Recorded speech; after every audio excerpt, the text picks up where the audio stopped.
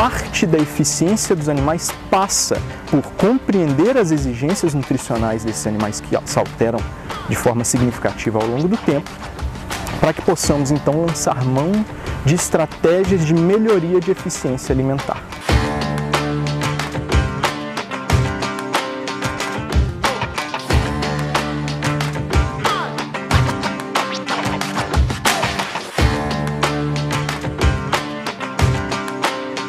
Olá! No Minuto Agro de hoje, o nutricionista de suínos da Agroceres Multimix, Felipe Alves, vai nos falar sobre o tipo de animal para a fase de terminação.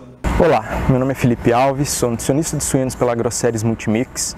Eu hoje venho falar para vocês uma continuidade sobre o tema que meu amigo e colega de departamento Fabrício Santos trouxe sobre a fase de terminação.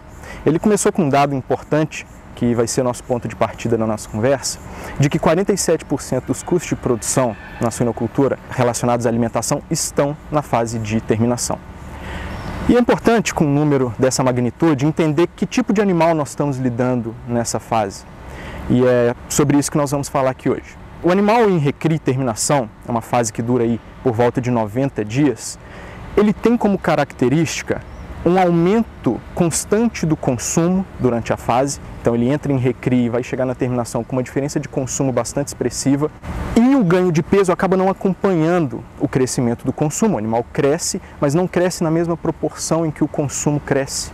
Portanto, isso é uma característica típica de aumento de conversão alimentar ao longo do período de recria e terminação, chegando na fase de terminação, que é o nosso foco, com números bastante expressivos de conversão alimentar.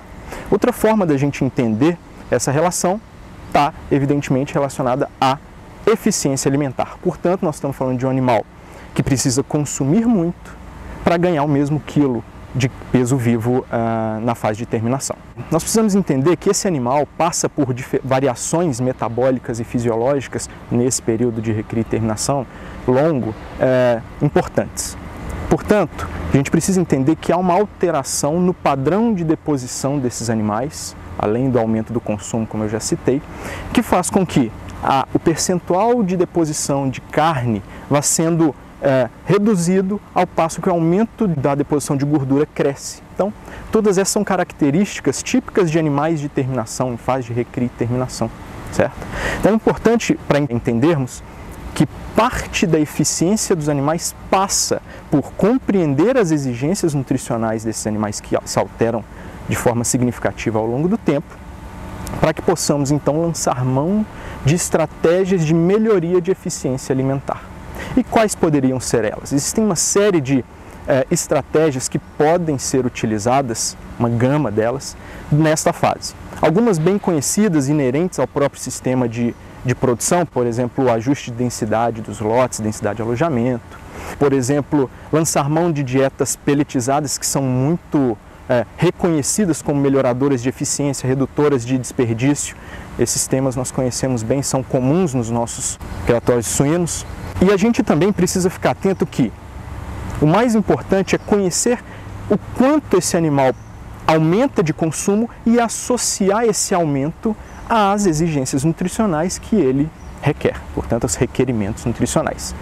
Uma excelente estratégia é começarmos a alinhar a ingestão de nutrientes, que é quem responde, né, em termos de deposição para esses animais em carne magra ou gordura. Então é importantíssimo que a gente conheça o consumo e ajuste as fórmulas para aquele consumo.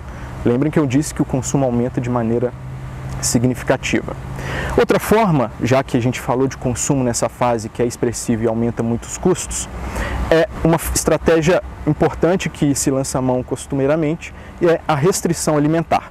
Evidentemente, nós temos que tomar um pouco de cuidado com esse tipo de estratégia, porque ela, por um lado, funciona muito bem, a gente encontra até de 5 a 10% de melhorias na conversão alimentar ou na eficiência alimentar, lançando mão de estratégias como a restrição alimentar. Contudo, restrições severas podem causar perda de desempenho, certo? Coisa que seria limitante nos nossos círculos de produção.